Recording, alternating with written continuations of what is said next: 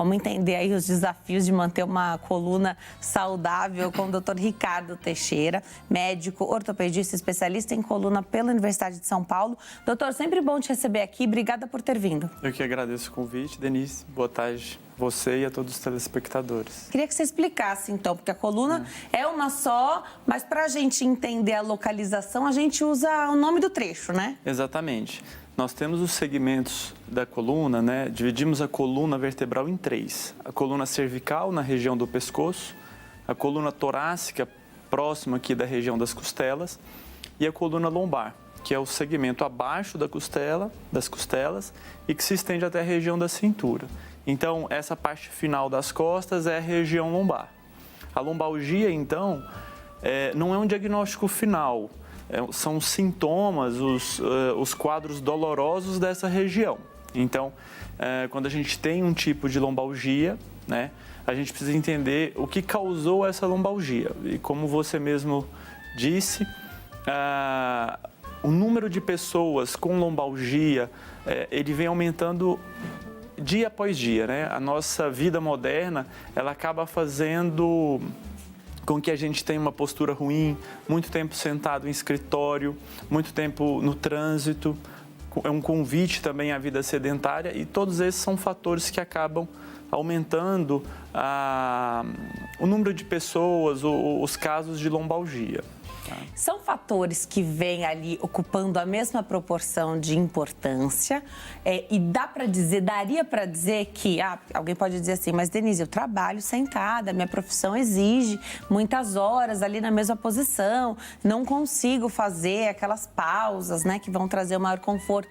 Daria para dizer que a atividade física, então, num movimento mais específico, tanto geral de movimento qualquer, mas também focado nesse fortalecimento das estruturas ao redor da coluna, poderiam fazer a diferença? Então, quase que não tem desculpa para você não proteger. Fazendo atividade física, daria para amenizar esses impactos do restante? Com certeza, Denise. O que sustenta a nossa coluna, o nosso tronco, são esses músculos. Então, se esses músculos estão fortalecidos, a gente tem menos dor, menos desconforto, menos carga, sobrecarga nos discos, nas articulações da coluna. Então, na verdade, o que você comentou agora é o que nós orientamos e é o que é a solução para mais de 90% dos casos de lombalgia, né?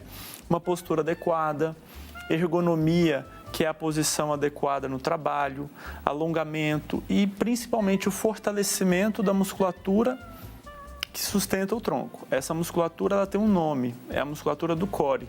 Então, se a gente conseguir fazer isso, colocar essa rotina na nossa vida, nós diminuiríamos assim drasticamente o número de pacientes com lombalgia. Que é diferente de um olhar voltado para a atividade física por estética, não. É o remédio de quem tem dor na coluna. Essa é uma percepção também bem pertinente, porque muitas vezes as pessoas fazem muita atividade física, por exemplo, longas horas de corrida, fazem um trabalho grande de hipertrofia de membros superiores ou membros inferiores na academia e se esquecem muitas vezes também dessa região do tronco, né? Então vale pontuar que às vezes a pessoa faz muita atividade física e não fortalece a coluna.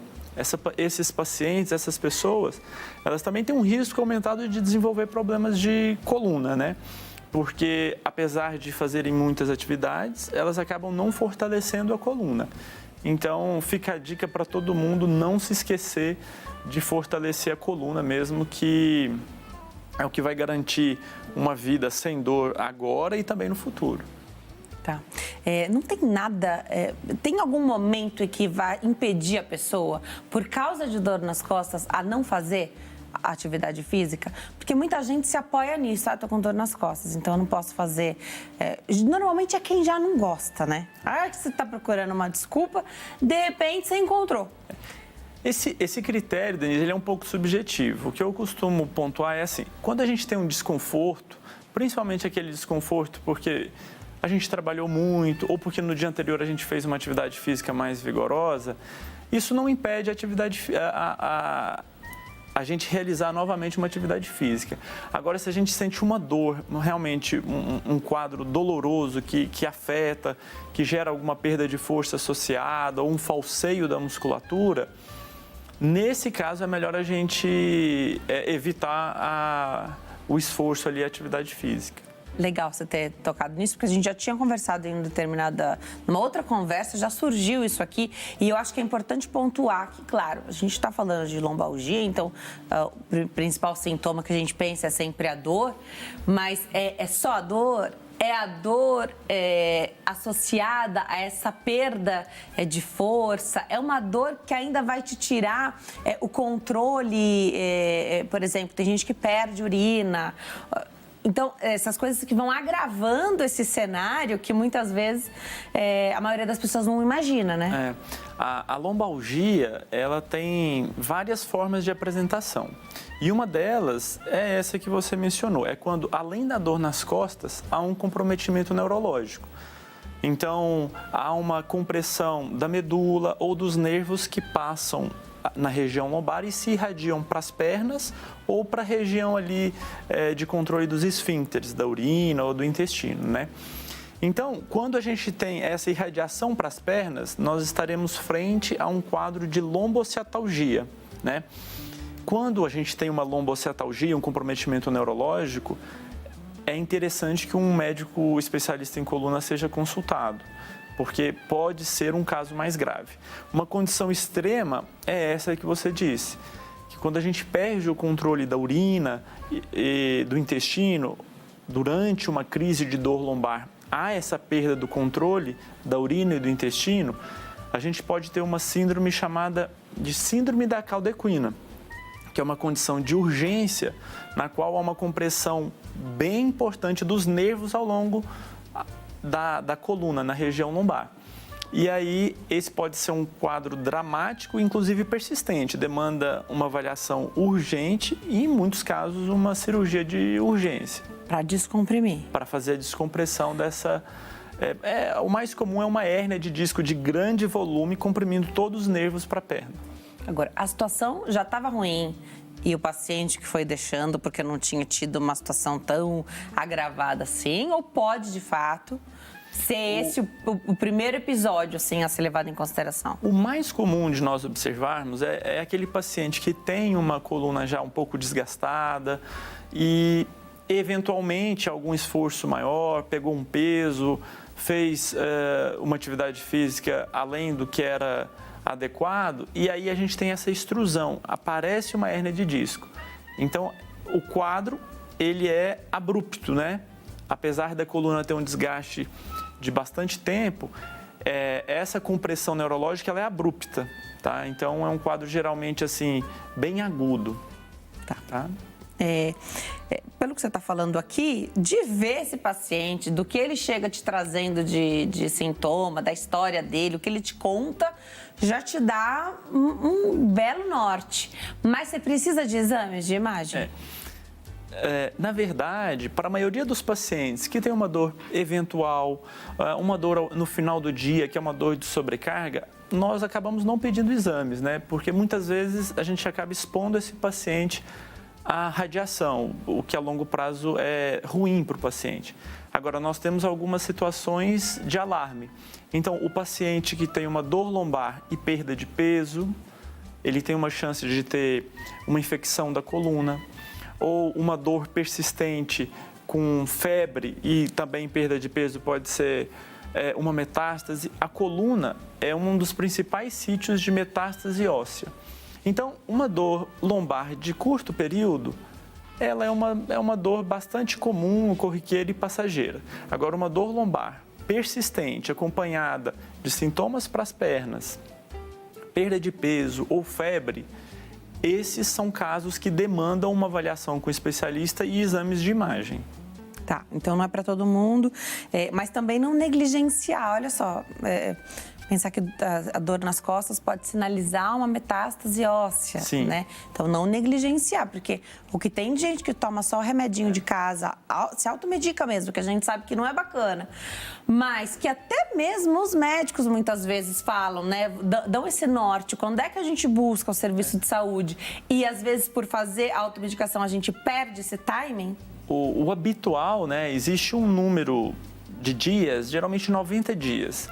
Aquela dor que ela apareceu, você tomou às vezes um medicamento, fez um repouso e ela melhorou até 90 dias, a gente tem uma tranquilidade de somente acompanhar. Aqueles pacientes que têm dor por mais de 3, 4 meses, esses pacientes eles devem evitar se automedicar e de preferência passar com um profissional especialista em coluna. Falando das causas, né? Então, do que poderia gerar mais dor aí na coluna lombar. O excesso de peso, com certeza. E nesse caso, pode só retroceder, não que seja fácil, né? Mas a perda de peso fazer com que a pessoa saia de quadros dolorosos? Sim, a gente tem estudos que mostram que se o paciente ele perder 10%, aquele paciente com sobrepeso, conseguir perder 10% do seu peso corporal, ele já de uma forma consciente, ele já percebe como melhorou a sua vida, né? Ele já tem essa percepção de menos dor, menos peso na coluna. Então, a perda de peso, né? O fortalecimento, mas junto com a perda de peso e o cuidado postural, são assim a chave mesmo de um bem-estar para a coluna. Você chegou a usar um termo lombocialtalgia, se eu não me engano, Sim, né? esse mesmo. E aí a gente lembra logo do quê? Do ciático. Pode sempre estar relacionado, pode ser só o nervo ciático ali, é sempre relacionado à coluna lombar? Em termos anatômicos, o nervo ciático ele nasce na coluna lombar. Tá. Só que ele pode ser comprimido na coluna lombar, na região do quadril, por exemplo, bastante comum síndrome do piriforme, e em outras regiões do membro inferior. Então, não é a única causa de dor ciática. Embora seja mais comum, a hérnia de disco, os problemas de coluna, são as principais causas de lombocialtalgia, mas não são as únicas. Então, por isso que nesses casos é interessante que um médico seja consultado, porque aí a gente acaba fazendo o diagnóstico. Olha, esse problema é da coluna ou esse problema está no quadril, tá bom? Qual a importância de buscar um médico fora da crise? Porque na crise você vai para o pronto-socorro. Às vezes não dá tempo de você acionar, mesmo que você tenha contato próximo com o seu ortopedista, às vezes não dá tempo. Você precisa do pronto-socorro, né? Só que vai te tirar ali daquela situação é um medicamento que se dá ali mesmo no hospital. Mas qual é a importância de fazer esse segmento, de ver como é que essa coluna ficou depois daquela crise, para aí traçar? Porque pronto-socorro não é tratamento, né? No pronto-socorro, o médico plantonista, às vezes, está sobrecarregado, ele não consegue avaliar os exames adequados, ele não consegue, muitas vezes, dar as orientações e fazer o segmento desse paciente, né? Então, esse caminho de procurar quando a gente está bem ou depois que o problema foi resolvido, essa prevenção é o que vai evitar que a gente tenha um problema mais sério no futuro. Então, um paciente que já desenvolveu, depois dos seus 60 anos, um bico de papagaio, ou uma compressão mais grave da coluna, que nós chamamos de estenose, ou mesmo uma hérnia, vai ficar difícil que a gente consiga fazer um tratamento preventivo. Na verdade, muitas vezes o que a gente já tem que conversar naquele momento é sobre uma cirurgia, um procedimento, né? E quando a gente entende que a saúde da coluna é um cuidado diário, não fica difícil da gente perceber que desde cedo, desde a nossa infância, adolescência, os jovens adultos, eles devem cuidar da sua coluna para que lá na frente não sofram de patologias, de problemas de coluna. A altura, alguém muito alto, tem mais problema na coluna? Não tem nada a ver? É mais comum as pessoas mais altas terem mais problemas, até porque muitas dos nossos carros, das nossas cadeiras, são projetadas para pessoas de média estatura. Então, pessoas que têm uma altura mais elevada, elas não se adaptam tão bem aos móveis, aos carros, à ergonomia padrão dos escritórios. Então, essas pessoas elas têm que ter um cuidado a mais. E muitas vezes pessoas muito altas, magras, que é o biotipo longilíneo, essa musculatura é mais fraca também. Então, acaba tendo mais pressão nos discos e nas articulações da coluna. Sempre se fala dessa degeneração, né? Então, desse processo de degeneração de todo o nosso corpo, e da coluna não seria diferente. O que é normal do envelhecimento? E tendo em vista, a coluna é a mesma, né? A nossa vida é que mudou em torno ali do nosso corpo. Mas nesse sentido, esse trabalho de prevenção, porque hoje o idoso, 60 anos, está no auge ali, nem parou de trabalhar e nem quer parar. Sim. É uma vida super ativa. Hoje a gente até, para falar do idoso com essa idade mais avançada, a gente usa até o termo super idoso, né? Para trazer ali uma diferenciação. Essa é uma pergunta que às vezes é de difícil resposta, né? Nós temos um processo natural de desgaste, de desidratação desses discos, que vai ocorrer com todas as pessoas já após os 30 anos. Então, um disco, alguma desidratação, algum desgaste é normal em pessoas depois de 30 a 40 anos. O que eu acho que diferencia o que é normal do que é patológico é a presença de dor. Então, aquele paciente que está bem, trabalhando, fazendo sua atividade física e está tudo bem, não tem sintomas, não há problema nenhum ter um desgaste, um pequeno bico de papagaio ou uma desidratação de um disco. Agora, quando esse paciente começa a ter uma dor persistente, ali a gente tem um problema, de fato, uma patologia. Tá, então a dor é que vai trazer essa... É a dor que traz esse diagnóstico para a gente. Legal. No que diz respeito a cirurgias, que é 2 pontos, né? Um grande medo e às vezes até um grande alívio. Tem gente que fala, doutor, não tem como operar? Às vezes o caso nem é cirúrgico, né? Conta pra gente, então, dá pra dizer uma porcentagem de casos cirúrgicos, então, de situações que acontecem na coluna lombar? Sim, de todas as pessoas que procuram atendimento médico por dor lombar, apenas 5% vai precisar de fato de uma cirurgia. Então é um número bastante reduzido, né? A gente acaba vendo que em 95% das vezes a gente vai depender da disciplina e do comprometimento do paciente com o seu próprio cuidado. Em 5% dos casos a gente acaba tendo que partir para algum procedimento cirúrgico. E é interessante que, historicamente, as cirurgias de coluna, elas sempre colocaram muito medo nos pacientes, né? Pelo que era a cirurgia antigamente. As técnicas evoluíram, os materiais cirúrgicos, então houve uma grande evolução nesse sentido, de tal forma que a maioria dos procedimentos de coluna hoje, o paciente ele recebe alta ou no mesmo dia ou no dia seguinte, né? Principalmente nesses casos de cirurgias por lombalgia. Então, são procedimentos que nós dizemos minimamente invasivos. E que dá para você programar? Então, são cirurgias chamadas eletivas? Nos casos de uma dor mais crônica, sim, são os procedimentos eletivos programados. Aquela compressão que você falou, Aquela não, compressão, né? Igual a gente conversou, de uma perda de força aguda, de uma perda do controle da urina, do intestino, aí a cirurgia ela é de urgência.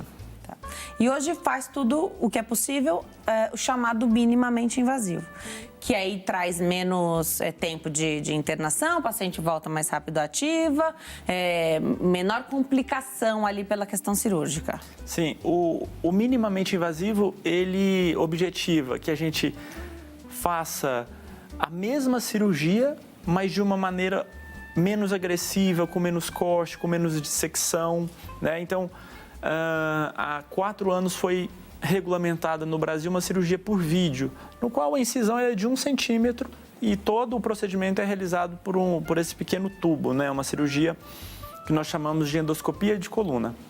Então, é menos chances de infecção, retorno precoce ao trabalho, alta precoce, retorno às atividades habituais, às atividades físicas de uma forma bem precoce.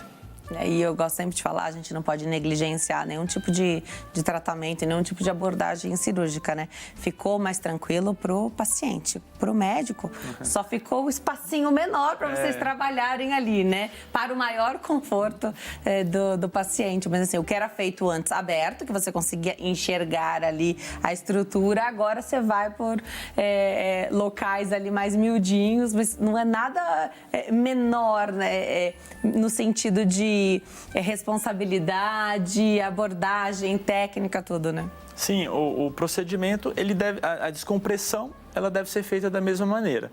O que mudaram foram os instrumentais e aí, como você bem colocou, acaba que o médico ele tem que ter um conhecimento desses instrumentais, da anatomia, para tentar agir só no problema. Muito legal. O Brasil é enorme, tem disponibilidade de tudo minimamente invasivo? Provavelmente não, né? Você precisa da estrutura, não só do teu conhecimento médico, mas também da estrutura do lugar onde você vai operar, né? Sim, as cirurgias de coluna, elas acabam demandando uma complexidade maior, complexidade hospitalar maior. Então, geralmente as cirurgias de coluna, elas são realizadas em alguns centros maiores, cidades de médio, grande porte, né? E a tecnologia, essas cirurgias mais avançadas, elas chegam primeiro nesses grandes centros e depois vão se disseminando aí para o interior. Não é uma realidade ainda em todas as regiões do Brasil, mas acho que com a modernização de tudo, isso está chegando cada vez mais rápido no interior. Antigamente era bem mais difícil disso avançar por interior. Vou deixar os contatos do doutor e ele volta, porque a gente adora aprender também sobre coluna. @ricardoteixeira.coluna, lá no Instagram, @ricardoteixeira.coluna. O site é drricardoteixeira.com.br, drricardoteixeira.com.br. Obrigada, viu, doutor? Eu que agradeço, viu, Dani? Obrigada.